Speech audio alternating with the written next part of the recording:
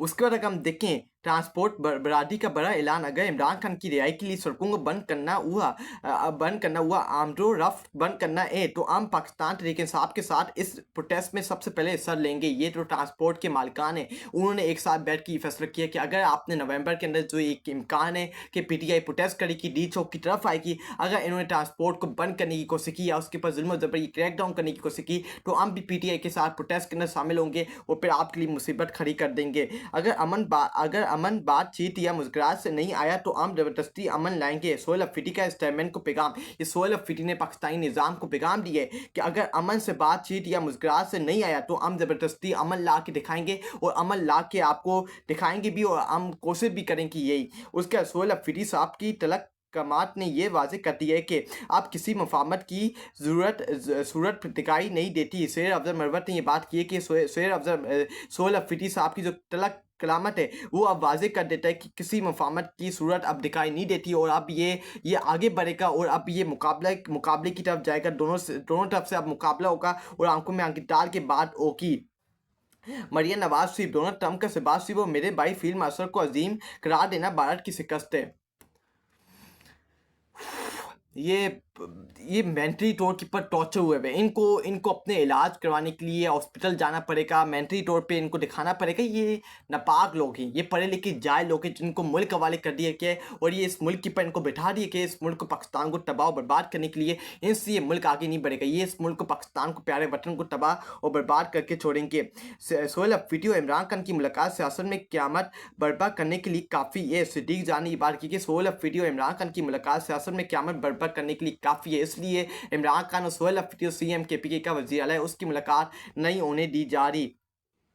Syllabus Ali अमीन गंडापुर की लिए तैयारी भी इसी के लिए थी, लेकिन out of syllabus Sohail Afridi आगे। ये बात हकीकत है कि इन्होंने पूरी तैयारी अली अमीन गंडापुर के लिए कर रखी थी। पूरा सिलेबस तैयार करके रखा हुआ था कि हमने अली अमीन गंडापुर को किस तरह कंट्रोल करना है, किस तरह संभालना है, किस तरह इमरान खान के सामने इसको झुकने नहीं देना है, इमरान खान के हुक्म को इसको फॉलो नहीं करने देना और हमारे सामने झुका के रखना है। लेकिन Sohail Afridi out of syllabus आ गया और इनकी आंखों में आगे डाल के बात कर रहे हैं और इनके सामने झुकने के लिए, इनके सामने यजीदियत फ्रोनियत कबूल करने के लिए सोहेल अफरीदी तैयार नहीं है।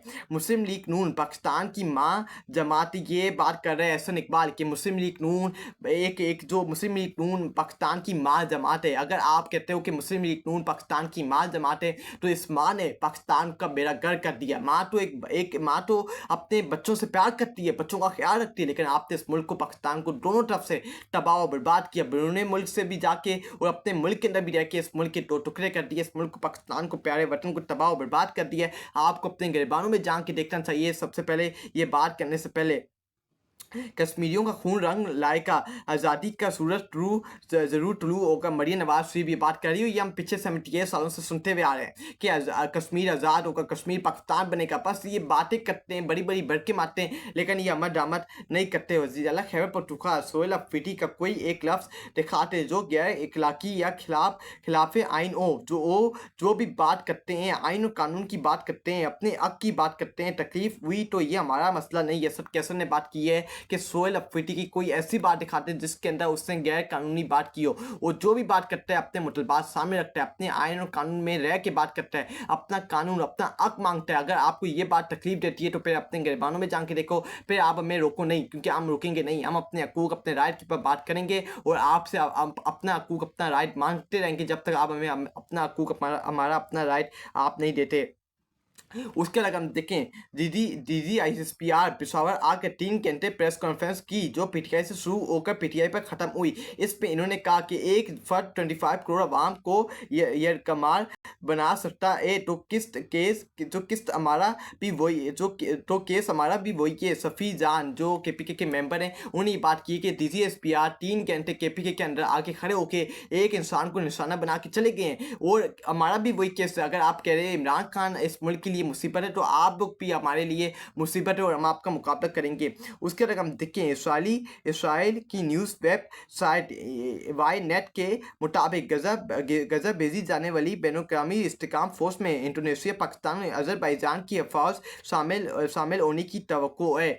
मैं आपको कहना चाहता हूँ इसके अंदर तुर्की की भी आर्मी शामिल थी, लेकिन इसराइल ने फैसला किया कि उनको हम अपने मुल्क के बॉर्डर्स के ऊपर खड़े होने नहीं देंगे, हम उनको हिफाजत करने नहीं देंगे। क्यों नहीं करने देंगे? पाकिस्तान की आर्मी क्यों जाएगी? पाकिस्तान की आर्मी वहाँ जाके हिफाज़त क्यों करेगी? ये सबसे बड़ा सवालिया निशान है और आपको जवाब देना पड़ेगा। ये आँखें खोलने के लिए काफ़ी है कि इस्राइल पाकिस्तान के ऊपर यकीन कर रहा है, पाकिस्तान की आर्मी के ऊपर यकीन कर रहा है, लेकिन तुर्की की आर्मी को अपने अपने इर्द-गिर्द खड़ा होने नहीं दे रही। उनको डर लग रहा है तुर्की की आर्मी से कि तुर्की की आर्मी हमारे इर्द-गिर्द खड़ी नहीं होगी, हम उसको खड़ा होने नहीं देंगे। लेकिन पाकिस्तान की आर्मी के ऊपर हम यकीन करते हैं और वो हमारी इर्द-गिर्द की हिफाज़त भी करेगी और देखभाल भी करेगी। ये अब क्या है, हमें आँखें खोलने के लिए काफ़ी है कि हमारे मुल्क के साथ क्या मज़ाक किया जा रहा है, हमारे मुल्क को, प्यारे वतन को, पाकिस्तान को किस तरह तबाह बर्बाद किया जा रहा है। ये मुसलमानों के लिए, पाकिस्तानियों के लिए आँख खोलने के लिए काफ़ी है। ये फ़लस्तीनी मुसलमान बहन भाइयों का सौदा भी करके आ गए हैं और ये अमेरिका के सामने अपने आप को झुका के भी आ गए हैं, उनके जूते पॉलिश, उनके जूते चाट के भी आ गए हैं और नेतन्याहू को भी मान लिया है, नेतन्याहू को भी कबूल कर लिया है। तो यही पाकिस्तान को आँखें खोलने के लिए काफ़ी है कि ये पूरा निज़ाम